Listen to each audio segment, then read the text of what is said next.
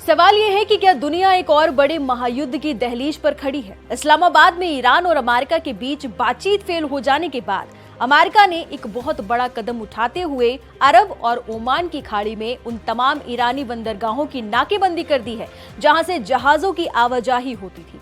अमेरिकी नौसेना के युद्धपोत अब ओमान की खाड़ी में गश्त लगा रहे हैं और किसी भी जहाज को ईरान आने जाने से रोक रहे हैं।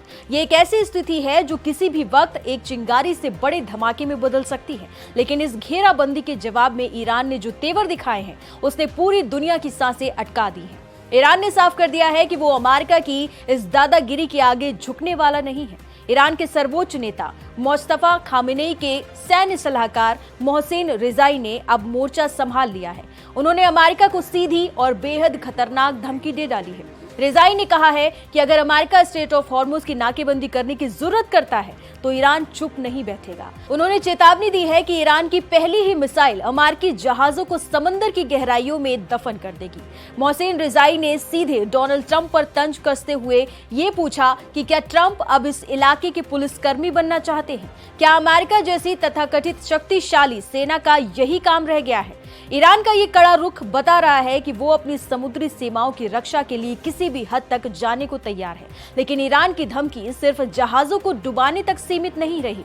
मोहसेन रिजाई ने अमेरिका को ईरान जमीन पर सेना उतारने की भी चुनौती दे दी है। उन्होंने एक सरकारी टीवी चैनल पर बड़े ही तल्ख अंदाज में कहा कि अगर संयुक्त राज्य अमेरिका ईरान पर जमीनी हमला करने की गलती करता है तो ये हमारे लिए और भी ज्यादा अच्छा होगा। उन्होंने दावा किया कि ईरान हजारों अमेरिकी सैनिकों को पकड़ लेगा और फिर एक एक बंधक के बदले अमेरिका से $1 अरब वसूलेगा। रिजाई का ये बयान दिखाता है कि ईरान इस युद्ध को कितना व्यक्तिगत और आक्रामक बना चुका है। उनका कहना है कि वो युद्ध विराम को आगे बढ़ाने के पक्ष में बिल्कुल नहीं है। ये तेवर साफ बताते हैं कि डिप्लोमेसी के रास्ते अब लगभग बंद हो चुके हैं। कुल मिलाकर एक तरफ जहां युद्ध के नगाड़े बज रहे हैं, वहीं दूसरी तरफ दुनिया के बड़े मंच शांति की अपील कर रहे हैं। संयुक्त राष्ट्र प्रमुख एंटोनियो गुटेरेस ने बढ़ते तनाव पर गहरी चिंता जताई है। उन्होंने कहा कि ये समय संवाद और अंतर्राष्ट्रीय कानून के सम्मान का है। गुटेरेस ने साफ किया कि दुनिया पहले ही बहुत मानवीय पीड़ा झेल रही है और अब एक और युद्ध किसी के हक में नहीं होगा। वहीं ईसाई धर्मगुरु पोप लियो ने भी शांति की मार्मिक अपील की है। पोप ने कहा कि दुनिया शांति के लिए तरस रही है और हमें हिंसा और युद्ध के तर्क को त्याग देना चाहिए।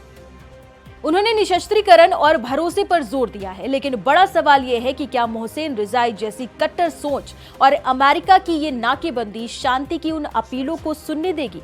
आने वाले कुछ दिन पूरी दुनिया की किस्मत तय करने वाले हैं।